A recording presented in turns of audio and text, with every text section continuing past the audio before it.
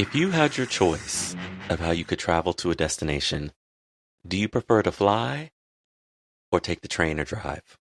I prefer to get there. So if I'm like traveling, whatever the short version of that is, that's the way I want to do it. I've done the long train travel. Yeah. I can drive. I can fly. I'm flying. If that's going to get me there the fastest, which it usually is, especially if flying is an option to begin with, that means that's obviously going to be the fastest way. I'm doing that.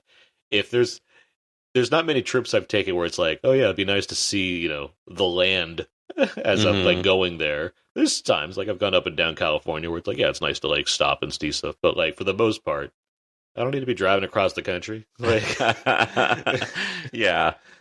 I think I would. Obviously driving I just drive up to the Bay Area, but that trip is nothing to me. I've done it so many times at this point. But like the flight from LA to the Bay is like 45 minutes, and so sometimes I'm like, man, I could just hop on the plane and be there. See, I've done because my family, I was up in Bay Area also. I've done the train trip that's 14 hours, which is crazy. Which is absolutely crazy. It's nonsense. And this is coming from somebody who doesn't mind actually being on a train. Now, if I could ride a Mothra, Yes. Well, do you want essentially like Mothra, Rodan, or do you want Varan to be? Varan would be your ground Mothra's the one that's gonna like you're getting peanuts on that flight. Yes, a comfortable ride. Rodan will have you burning up. I am Aaron Neuwirth. I'm the co-host of Out Now with Aaron and Abe and the editor-in-chief of We Live Entertainment, and I am a huge Godzilla fan. My name is Terence Johnson. I'm a writer at lenoirtour.net, and I have seen some Godzilla movies. And this is Two Black Guys Talk Godzilla. We're back for another week. Yeah. This is our 4th episode. Uh-huh. I have to keep that in mind since we've recorded 5. And we're recording these ahead of time. Yes. And speaking of, because we're recording these ahead of time, like so many things are happening. Yes. That it's hard for us to kind of keep track of the fact that, we have to like make note of the fact that, hey, people are listening to us and they have things to say. Yes. Thank you to all the people who have listened so far. Yeah. So with that in mind, we have iTunes reviews for the podcast. Lovely. Yeah, we got a few here. Let me read to you here. This one's from Showa Fan for Life. It writes, I love this podcast. I love how you go into depth about these amazing movies, and I'm glad it's clean. The only thing I got to watch my language, and I'm glad it's clean. The only thing I would change is releasing episodes 3 times a month. They want more. They want more. More bang for their buck. Okay, yeah. I'm glad to know that they like it so much they want to hear us. This one's from an Out Now with Aaron and Abe fan, Philip Hurd. He writes, been wanting to delve deeper into the Godzilla universe for years, and this is just the shove I needed to make it a priority. Aaron and Terrence have great chemistry, and are fun hosts with chops to make this a worthwhile project. Bi-weekly format is just right to provide enough time to keep up. Okay, so we got different in opinion on the frequency levels. Yes. Let's see. Here's one more. This one's from Electrolyte. Right, I love kaiju movies, and this podcast is a treat. I'm looking forward to revisiting more movies with these guys. Oh, thanks, guys. Yeah, it's nice to get the feedback. I love how people say that we have great chemistry, and they just don't know that we hate each other. I'm just kidding. We don't. but wouldn't that be something if we decided up to do all 700 of these things? We just grew to hate each other. just less and less enjoyment of being around each other. Yeah. I like that this has drawn us closer together. Yes, it has. I've definitely gotten a peek into your brain. Like it's like Abe and I on Out Now. We're not together. He's up in the Bay Area. I'm down here. And I enjoy our Abe and I conversations on a weekly basis and everything, but we don't get to hang out. Yeah. Because we're not together. Yeah, you're saying when we're in each other's houses, that has drawn us closer. Yeah. And closer to Godzilla. Everybody wins, I say. Yes. That's I think the way to look at it. We have a complicated episode this week. Mm-hmm. So we've only been doing one movie at a time per episode, and we even kind of went backwards by doing the same movie again, except the American version. Now this week, because I felt like it'd be right to include the greater Godzilla universe and not just strictly the Godzilla films, it made sense to me to add in the following films: Rodan, Varan the Unbelievable, yes, and Mothra. You want to know why? I do want to know why. Because, I feel like this was a secret ploy by you to get me to appreciate Godzilla more. That's a good way of looking at it. I really feel, particularly after watching Rodan and Varan, I said, "Oh, this is a secret ploy." I do think it adds to why Godzilla stands out in the scheme of things. I do think that's a part of it. But yes, obviously Rodan and Mothra are well-known characters, monsters, kaiju within the universe. They'll be appearing in many other Godzilla films. And they're also fan-favorite characters. Mothra, in particular, the queen of the monsters, is a big fan favorite. And Varan also appears eventually once again as well. They're all going to appear together in a film called Destroy All Monsters, which is coming up later on. That's like going to be the event. It's going to be the Avengers of the Godzilla films, because it's going to feature a variety of characters, or kaiju, from different movies. Okay. Varan being one of them, as far as like these kind of one-offs that exist. Yeah. Where Mothra and Rodan, you'll see them more frequently in other films. So I thought, and because they're all Toho films, they're all directed by Ashiro Honda, it just made a lot of sense to, I think, show the kind of, like I said, show the kind of extent of what these movies have to offer, and why some of them stand out more than others. So that's what we're going to do. We're going to talk about all three of these movies. I think we'll kind of abbreviate our thoughts as opposed to doing one long episode like we've been doing for the other movies. So let's start out. Let's get into Rodan, or Rodan the Flying Monster. Oof. From 1956. Monster of is a skyscraper. When he moves, the whole earth quivers and quakes, and an abyss of horror opens up. See these prehistoric beasts emerge from the bowels of the earth after 200 million years to devastate mankind.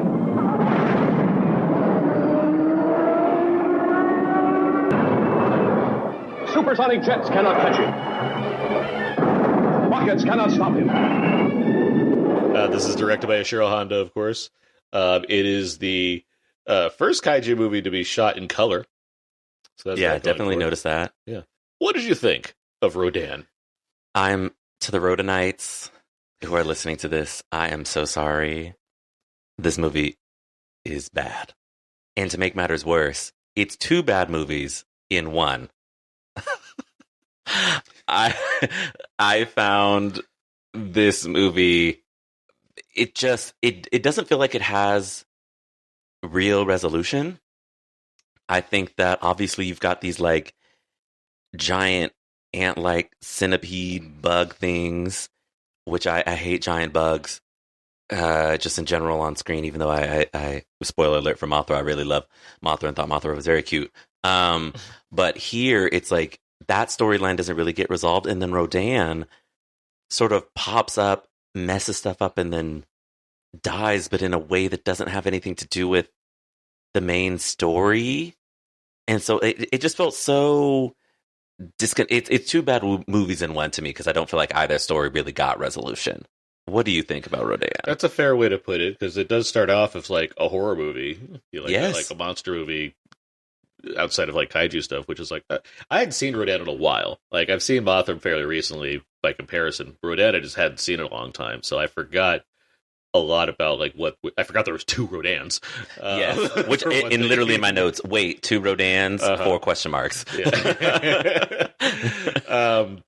I will say, I'm not going to say it's very good, but I do think I liked it more than I had it in my head, as far as that goes. So it wasn't like a waste of time for me to watch it. I was like, okay, like this is better than my memory serves me of Rodan. But I largely agree with everything you're saying. It starts out as this horror thing that I was into. Yeah. It just kind of ditches that. It becomes this other thing, which is, it's okay, it's another thing, but it's also not so satisfying. Rodan, Rodan's a character I tend to call a dick, because he's a dick. Yes, because what was the point? Like, what was the point of in a very like back to the original Godzilla? Like, he's obviously just messing Tokyo up just to do it, but like here it's even worse. It's like, why did you even go over there? Yeah, like as much as I like to say that Godzilla's And I'm not going to watch my language because it's so clean, apparently. Yeah. Now, Godzilla's, could be a jerk sometimes. Mm-hmm. Rodan, I do think, is a dick.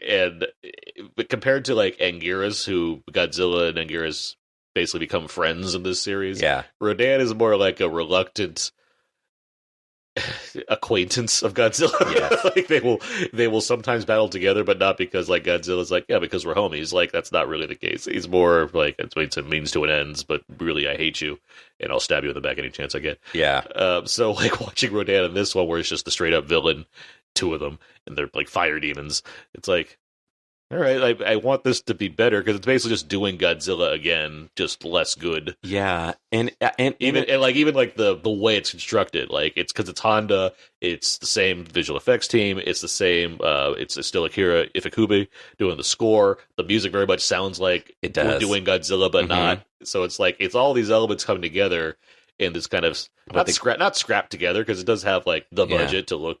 Well, what the kids say these days of reheating the nachos. Yeah, it's the reheating the nachos of Godzilla. Yeah, yeah. It's I definitely felt that way. It's Temu Godzilla. Yeah, it just in particular. What I will say, I did like that it sort of expanded the world. Obviously, we talked about Godzilla Raids Again, and King of the Monsters sort of being like these very localized things, or like Japan not wanting to get this information to get out. Mm-hmm. And in Rodan, one of the Rodans is like messing up other countries.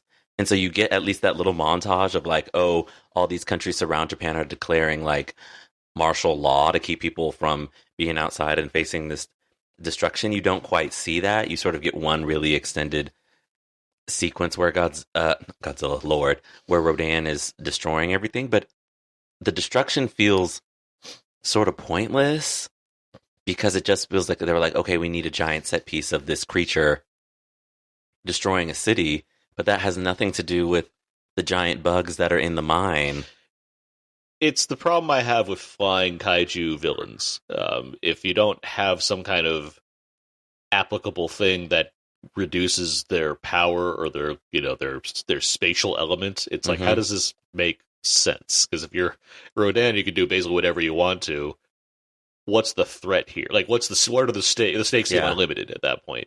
Like, we'll get to Mothra. Mothra has very specific things that make sense for why Mothra would only be in certain areas or what have you. Where this, it seems too impossibly challenging, and yet somehow it's still able to be contained in a way. So it's like, it's too amorphous. Well, and I think even with Mothra, I think you do get a little bit of aerial stuff in Rodan. I kind of wish there was more. Like, that feels like the movie where it's like your aerial fights. Like, we're not worried about being on the ground, or we got to get this thing off of the ground, because the closer it gets to the city, I mean, Rodan is just like one gust of his wings is like knocking over entire city blocks. And you do get some aerial stuff, but I kind of would have appreciated more of that to like get it away from the city, which is partially like a limitation of just ability in the 50s to like, how do you show dog fights with a kaiju. We'll talk about that in 2019 King of the Monsters, where I do think they handle Rodan very successfully. Yes, I would agree. At the very least, from a visual effects standpoint, it's like they make the threat of it make a lot of sense. Where here, and even that, again, that's the problem I have with these kind of monsters, because if you're doing this, you want to see it in its full glory, and it's hard to really convey that and make that either look as good as it can or make you realize like what can we do about this thing? Yeah, because it could just presumably fly away, right? Yeah, it was Rodan was tough, because I do think some of the stuff in the beginning was very interesting. Like, it does start out like a horror monster movie, and I think if this had just been about a town battling giant centipedes and with a Rodan popping up in some better semblance, it just felt like it's like this is one of these things would have been a bad movie, but at least it would have felt coherent. But because they're together, I really did feel like I was watching two bad movies versus like Varan, which is just It's one thing. One boring bad movie. Yeah. Before we move on, because I don't want to keep going, I will note that these giant bugs we're referring to, these are the Meganulon, which will return. Oh God! In their own movie against Godzilla. The first shot of that bug in the house is gonna haunt me forever. Well, good, because there's gonna be a whole lot more of them, a lot more CG, because they're in Godzilla versus Megaguirus. Which is oh my God, that was horrifying. I really don't like giant bugs. Oh, don't worry, there'll be more giant. But there's a lot of bug play in the Godzilla franchise. But I will give this movie credit. The sound design of them is so particular. I thought that was really good. I mean, that's something that we don't talk about that enough. But the sound design is something that's going to be really special with these movies going forward, because you're going to start to get more and more monsters within the same movie, and they all have identifiable themes and sounds. Ghidorah has its own sound, Mothra has its own sound, Anguirus has its own sound. I believe Mothra's scream is just Anguirus's scream, but like sped up or something in a different pitch. Yeah. But they all have like identifiable noises. Damn, I should really work that into this mix board. Have all the sounds go out. Oh my God, that'd be fun. Who do you want to be today, Mothra? Yep, scream. All right, let's move on to the next one. Varan. And we can keep talking about kind of these. My God. Okay, so Varan the Unbelievable. Yes, Unbelievable is right. This is from 1958. When modern Navy scientists defy the unknown mysteries of the past, perpetuated by centuries of native belief, then nature strikes in all its vengeance in Varan the Unbelievable. For generations, the legend was passed on. They said Varan was there, deep in the still waters. They said, let Varan sleep. That lake water's going to be contaminated after we finish the tests. Probably affect the fish, too. We just can't take any chances. But those people have depended on their lake for their livelihood all their lives, and their parents before them.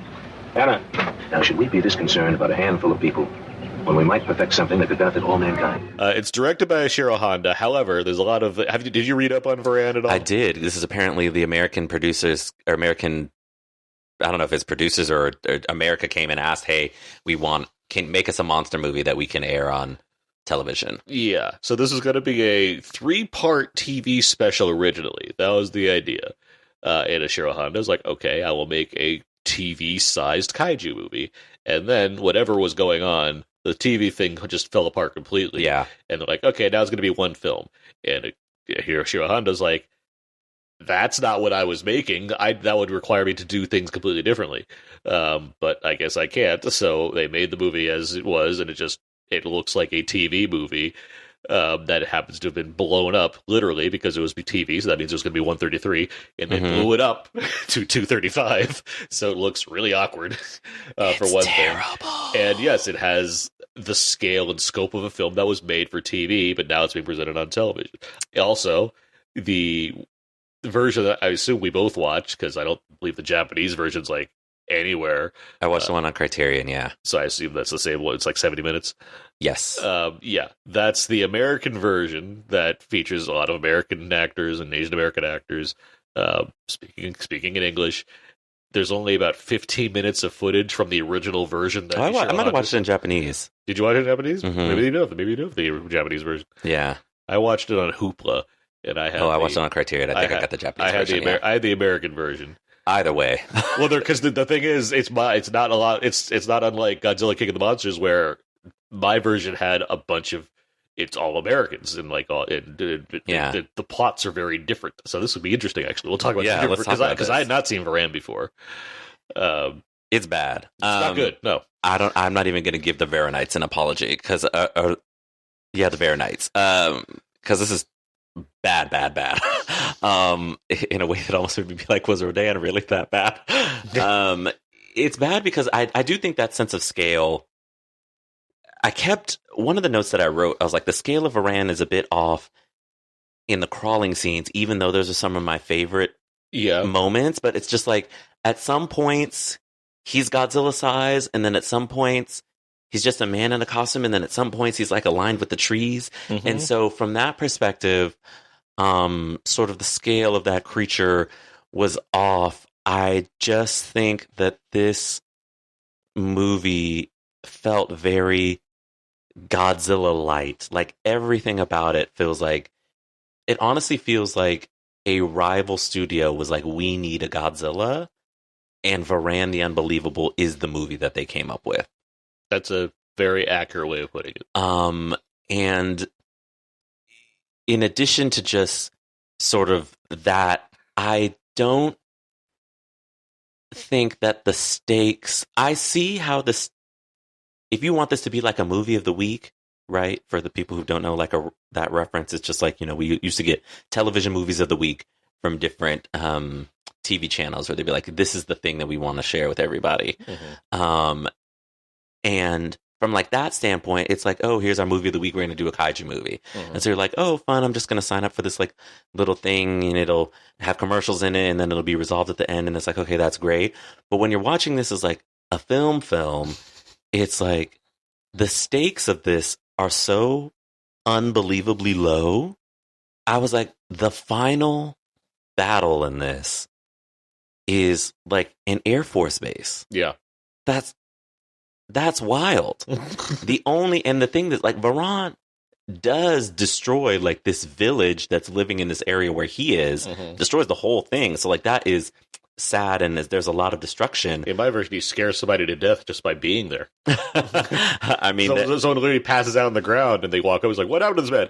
He was scared to death by something." Yeah, it's definitely but like doing that to the village, he swims. He gets to the Air Force Base, they kill him, and that's the end of the movie. It's like the stakes are so unbelievably low. I enjoy the idea of they like putting explosives inside his mouth. Yes, like that was at least creative, which is something to note for whenever we get to -1.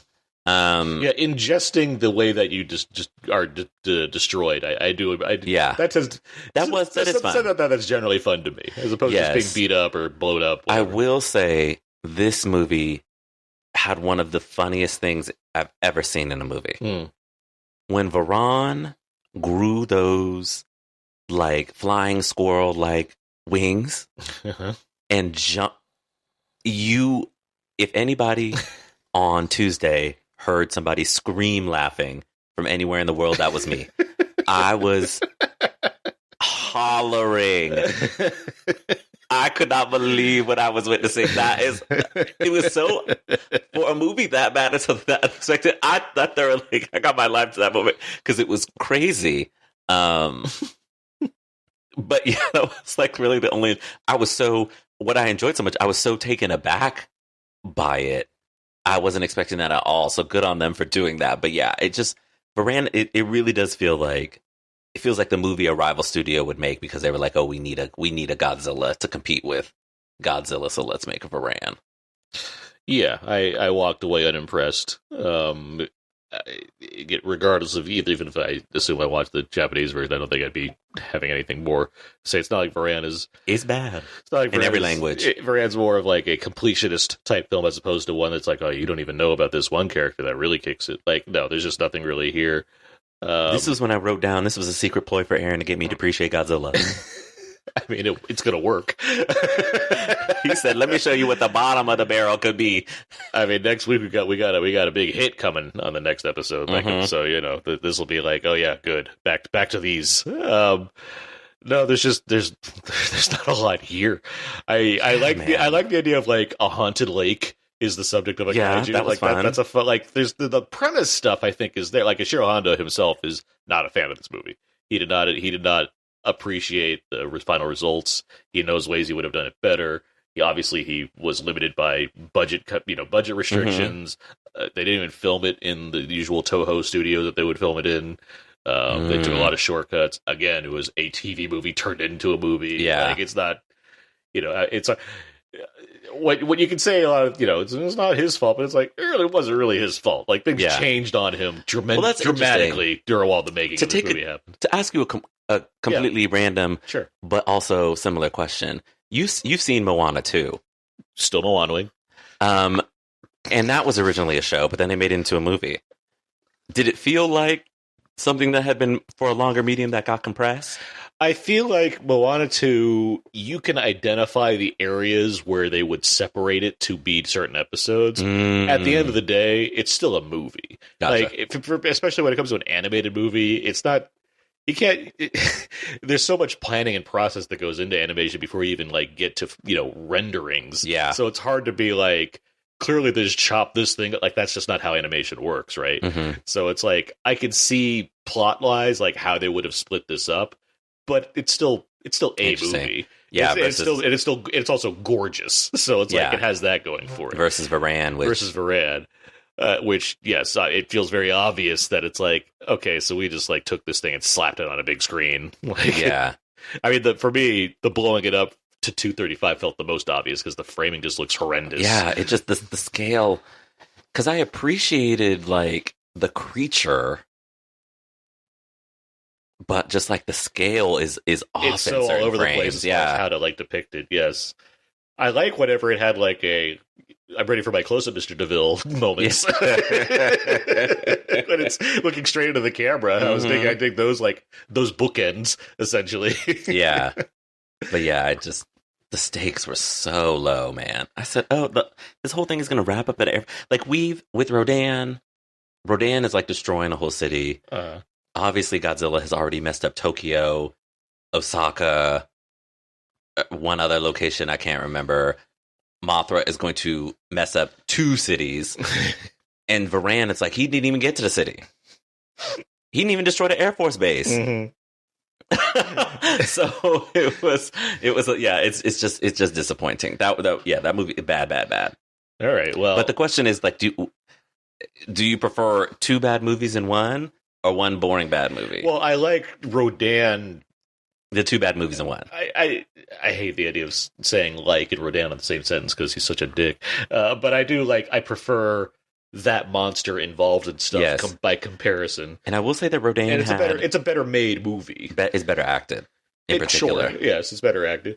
I think the horror stuff, when it's committing to that, I think is effective for a 50s monster movie. Oh yeah. When they're like, bugs, I'm like, oh, okay, that's what we're doing. Like, it works on that kind of level as far as because the bug just showed up in the house. It builds attention and then delivers on it. Nothing in Varan is delivered upon. Yeah, Varan, terrible. All right, so let's listen to something less terrible. Let's go on to a good movie. Let's talk about Mothra. A remote Pacific island, where an expedition of world-famous scientists investigate incredible rumors of its fantastic mysteries and discover barren volcanic mountains surrounding strange green valleys, mammoth caves that breed giant mutations, vampire plants that devour humans. But most astounding of all, the tiniest women in all creation. Sacred beauties of a lost tribe which worships a monstrous creature.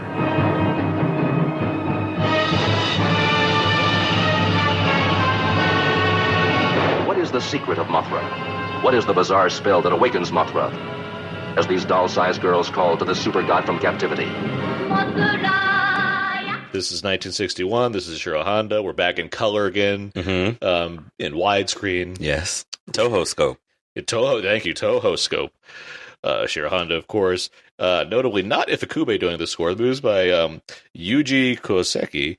And I note that because Mothra, along with other things that are notable about it, and something you appreciate already, Mothra has a theme song, which carries forward throughout the entire series.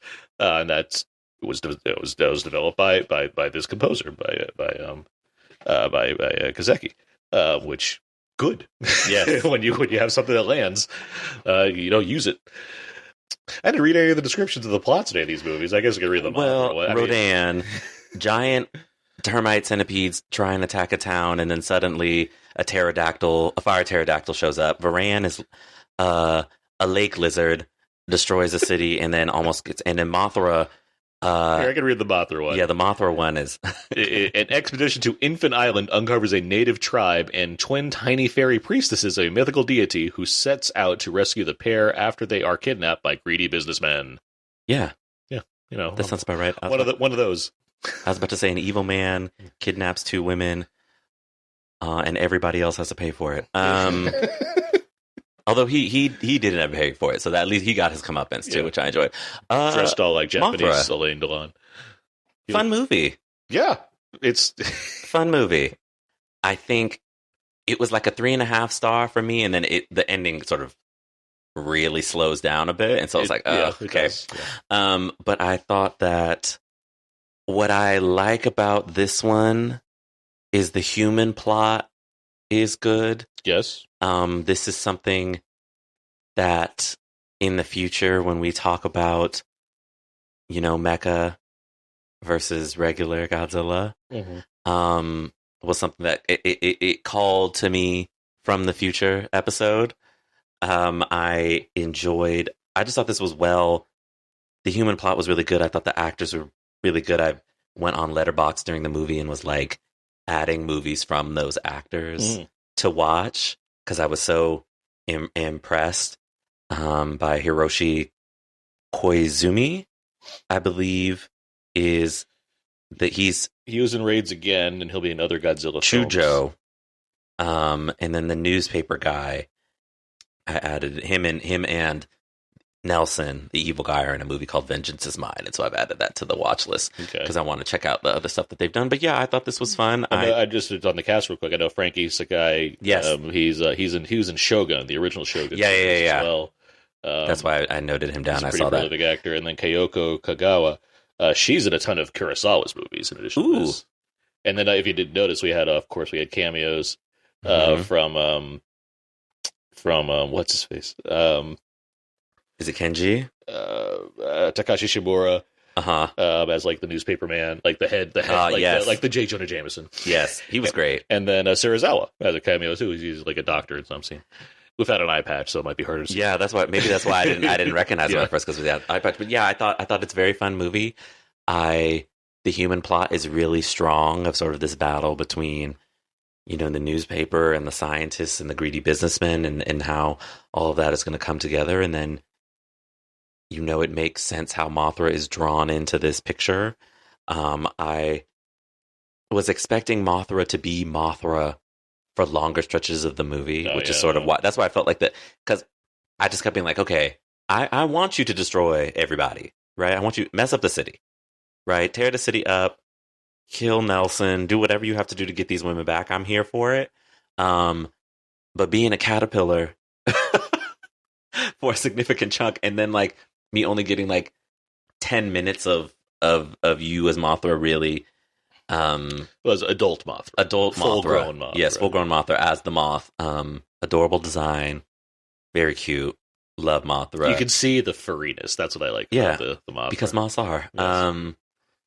And yeah, I thought that the songs in this were great. Mm-hmm. And you have the Peanuts are the twins who play the Shobijin, who will be a freak. Whenever there's Mothra, there's always going to be some twins around. I had a good friend tell me that when King of the Monsters came out, and he was like, "Oh, I was excited because it's like there's always twins, but it's like the post-credit scene where you find out that Ziggy Yang is." So like that, they just don't put them together. Yeah, just in that way. And I do want to give a shout out to the production designers of all three of these movies. Okay. I thought that the painted stuff, the painted backgrounds, looks incredible. Like even in our modern eyes, even though I can sort of tell that it's painted just because I know how these movies are made, the way that it's done is so great. And then in Mothra in particular, like the miniature work is like outstanding. Yeah, this is the most detailed miniature work up until this point for a Toho film. It's very noticeable that it is. Like they pulled out the stops to like really show you the kind of destruction. They said we gave these people Varan the year before. We gotta give them something to come back to. I agree with what you're saying. I think Mothra's a fun movie. It has a sense of humor to it that's going to carry on into other Toho Godzilla films.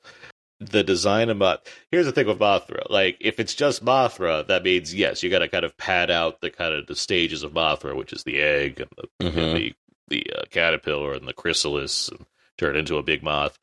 If it's Godzilla, like, there's stages, and sometimes it just already be a moth, and sometimes not, but it at least has something that there's an objective for it to accomplish that's pretty specific, so it has to be in like fighting form. Where if it's just by itself, you're kind of waiting. If you know it's Mothra, and there's going to be a big moth eventually. It's like, you're kind of in a waiting period for it. And by the time it comes, if it doesn't have an adversary to go against, there's only so much you can do. I mean, because, Mothra, for one thing, is ostensibly a force of good by comparison to other kaiju. And so you don't want to see Mothra, like, messing up cities too much. It's like, but Mothra's supposed to be the good one. And it's like, so what else is going to do? Well, it's just going to fly around a lot. So, I can see what you're saying as far as the energy kind of dips, because it's like, it doesn't have a destructive goal in mind. It's just, like, there until, like, the Shobazin gets back into its I was kind of waiting for it to, like, shoot. You get one shot of shooting the web, but it's more to build the cocoon. Yes. I was waiting for that more to come into play. Wonders again, you'll see. Yeah, you'll see plenty of that action. Don't worry. And I will say, I appreciated Nelson dying because he needed to die. The way I kind of wanted Mothra to be the one to do it, but I do think there's something fascinating about it being the people of his country or the police officers of that country. Considering just how much this movie gets into a lot of diplomatic relations, in a way that provides some significant humor, but also grounds the movie in something real that I appreciated. So maybe there's something to him, the people being like, "You got this giant bug over here, and you kidnap these people. You got to die." Yeah, there's something about like. Or colonialism or what have you, as far as being the main themes here, where like Rodan is more of a global warming type film.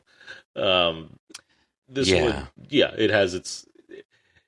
I feel like there's only so much satisfaction you can get out of like villain comeuppance by way of impossibly large monsters, because you really do like make that scenario work to begin with, and sometimes it does, but a lot of times it's like, well, the human drama. If you're invested enough in the human drama, then it's going to make sense to have whatever results occur because of the other humans involved. And we're on the cusp of seeing some choice human plots, let me tell you. Oh, God. It's not like we're not going to see more humans. But here I appreciated the ensemble nature of it. Do you think that George Lucas and Steven Spielberg saw this and were like, Temple of Doom? Well, I mean, Spielberg is a Godzilla fan.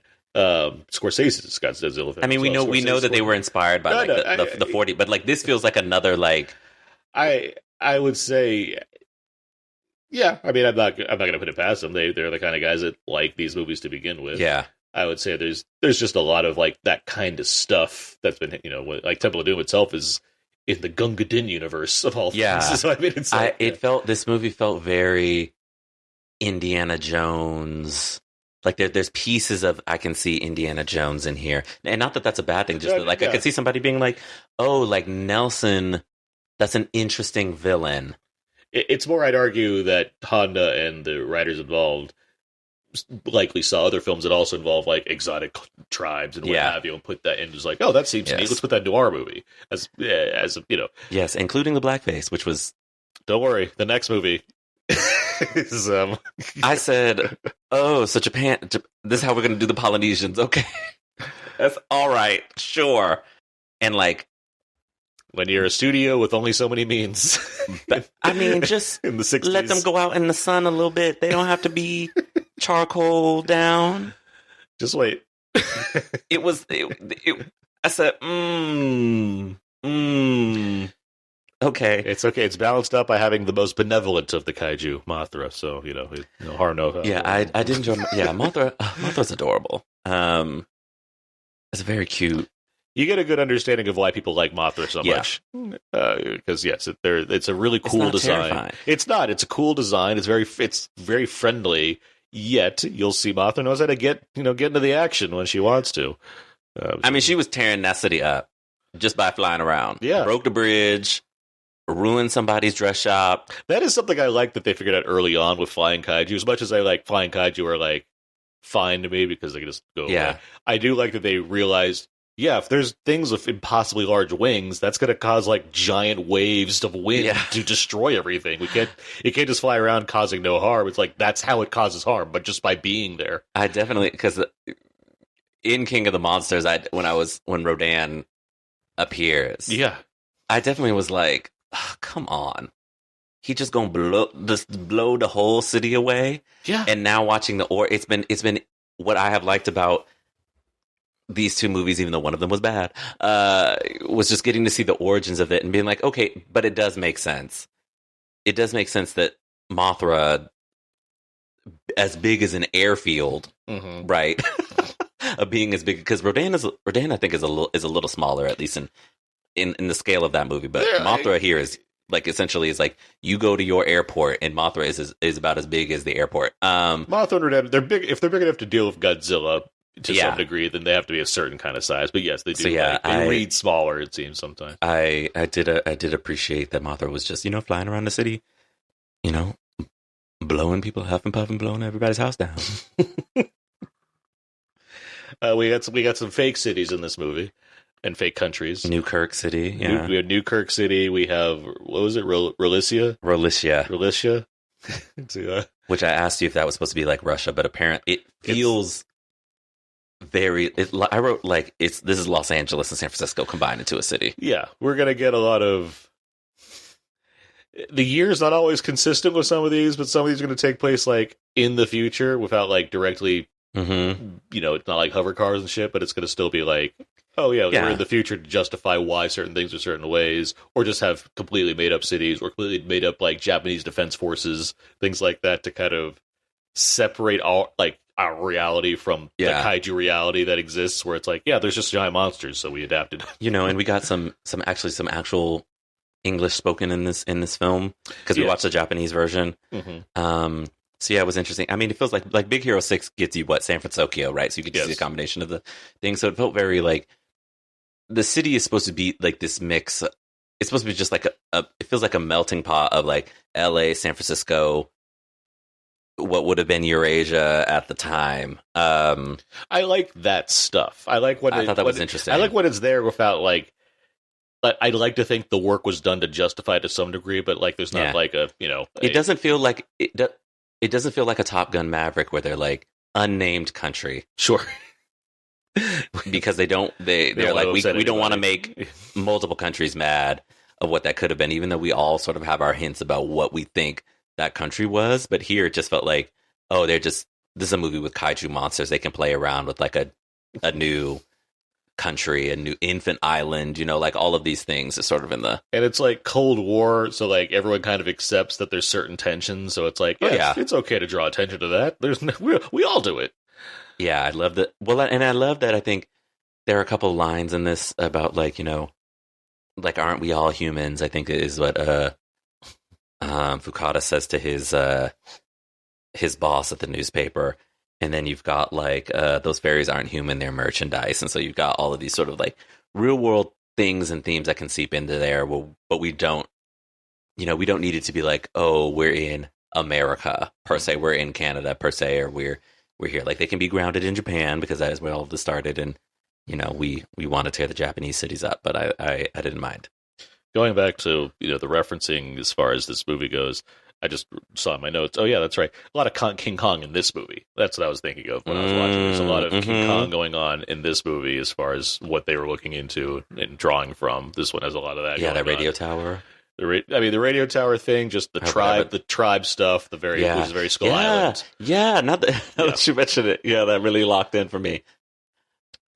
It also locked in this movie.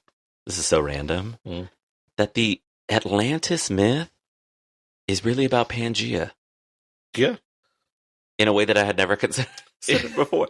Because they were talking about Atlantis, and I'm like, that is just a way to sort of, a city that gets put underwater by God's wrath, and it's like, well, no, the tectonic plates essentially moving or what? Man, it's really fun that you mentioned Atlantis. Oh, God. That may or may not come up again during the Showa era at some point. My goodness. Oh my Lord. Stay tuned. That's going to come in. And when it happens, you'll be like, oh. Yeah, this was... yeah. Anything more you want to touch on in regards to the music? Obviously, we have the twins here. I like the songs, A+. I definitely think that the way that they did it in the beginning was so clever with the sounds. I think the sound design in this movie is really good, and the music sort of flows through that. And I'll be singing Mothra all day, every day for the next week at least. But I thought I thought that the way that they did the songs and how they change and just depending on the point in the story is really good. See, when you say it's a ploy for me to get you to like other Godzilla movies, you're going to hear the Mothra music a lot for the next 7 years that we're doing this podcast. Yes. And so by the time we get to King of the Monsters, my real ploy is to get you just like King of the Monsters. Okay. Because you're going to hear that music come in. Like, oh my God, they did the music.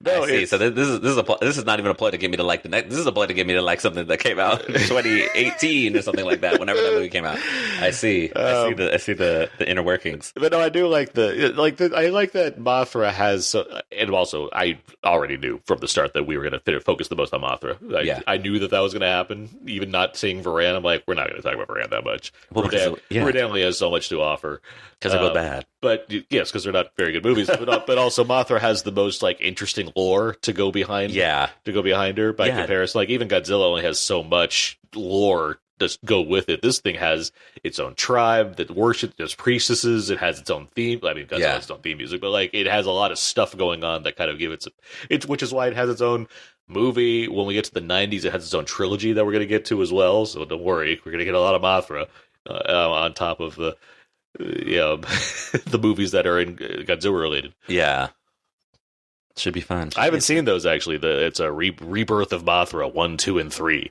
Oh my god! I know how many times Mothra got to be reborn. 3. Well, that's a signature aspect of Mothra. She constantly gets reborn. She's constantly like a phoenix. Okay, very much the Japanese phoenix. Yes. Although, where did the phoenix myth originate? I'll look that up after this. I believe Stan Lee and I believe it's Greek, if I'm not mistaken. Yes, we'll find out. Okay, I'll find out for my own edification. Please do, and then forget so we don't address it on the podcast after. Speaking of which, yes, let's bring up something that I meant to bring up last week. Yes, let's address that. So in our Godzilla Raids Again episode, I mentioned that the fights looked different in that episode, in that film, because the cameras were, I believe I said they were undercranked. You said it was undercranked. Undercranked. I think you said overcranked. Whatever the correct version is of that statement, I said it backwards. Yes. Now that's why we did our Throwback Thursday post. Our Throwback Thursday correctly notes the way the camera was oriented compared to how it was supposed to be, and that's why the fights look big. Don't let it be said that this podcast does not double check itself. Yes, this is hilarious. This is hilarious that this is how we're getting back to remembering that we were supposed to talk about that. But the fact is, we did correct it. Yes. So the Throwback Thursday. So here's the correct way. Special effects director Eiji Tsuburaya. Hopefully, I'm pronouncing that correctly.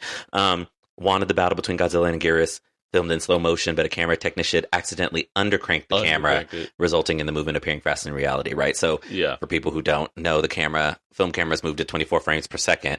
So if you undercrank it, it's going to show faster because it's less frames of action being played at a faster speed. Yeah.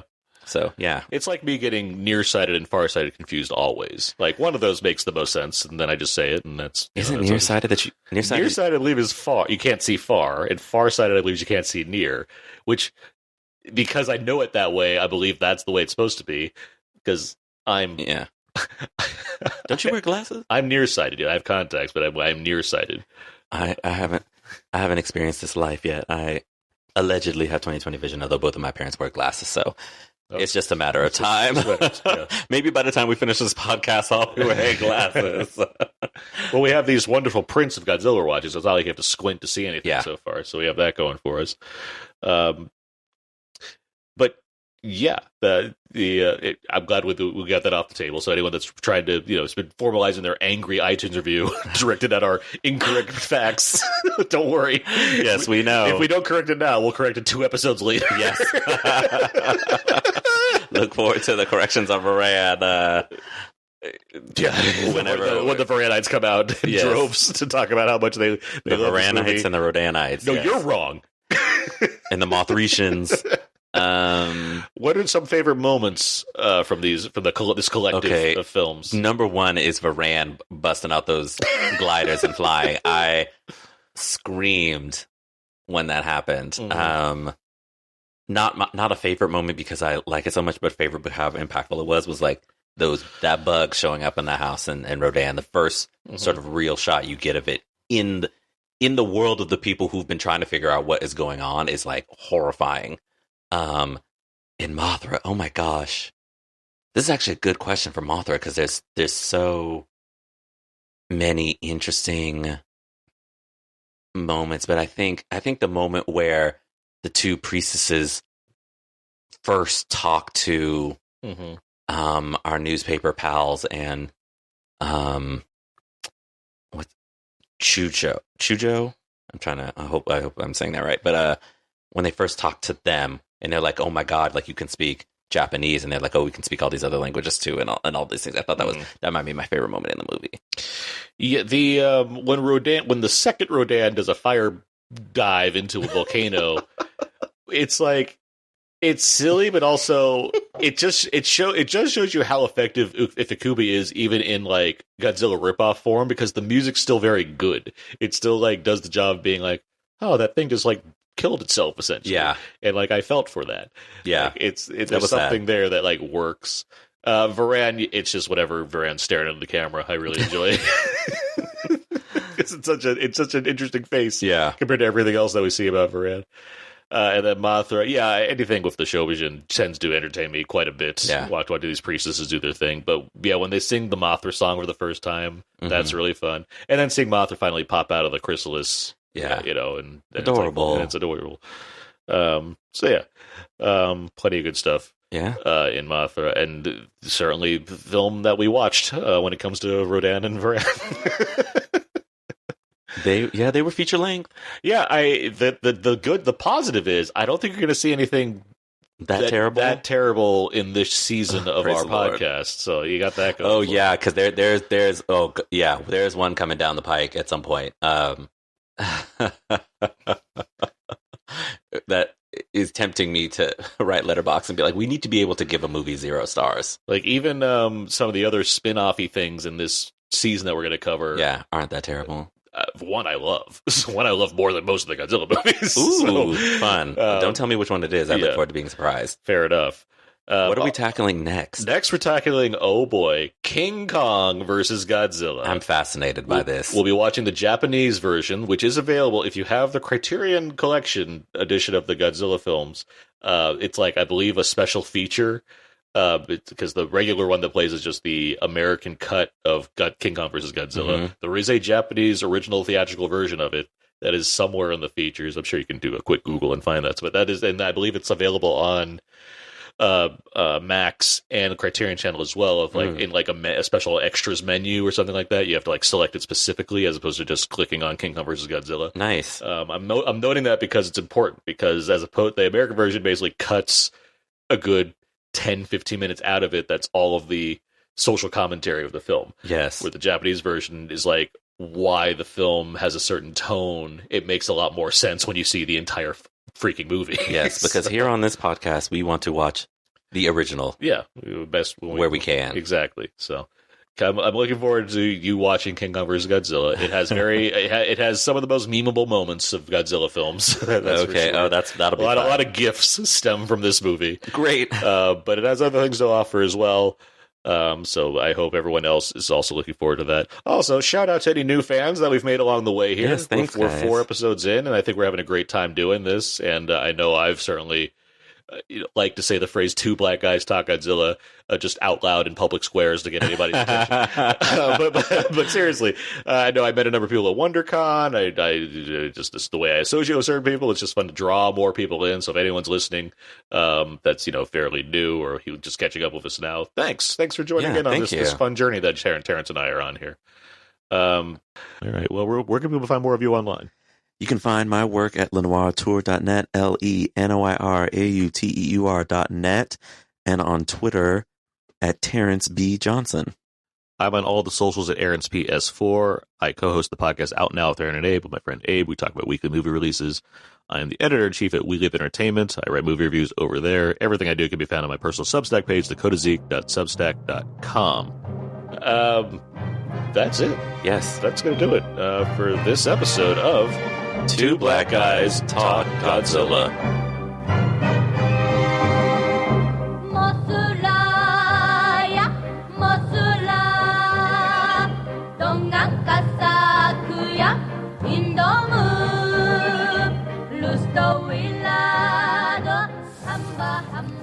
Two Black Guys Talk Godzilla is an independent podcast. The show is produced, edited, and distributed by Aaron Neuwirth and Terence Johnson. Theme music is sampled from Pharaoh Monch. Please rate and review this show on Apple Podcasts. Feel free to email us at blackguystalkgodzilla@gmail.com and follow us on the socials at BLK Godzilla Talk on Twitter and Blue Sky, and at Two Black Guys Talk Godzilla on Facebook and Instagram. And if you haven't already subscribed, feel free to do so wherever you download your podcast so you can keep listening to Two Black Guys Talk Godzilla.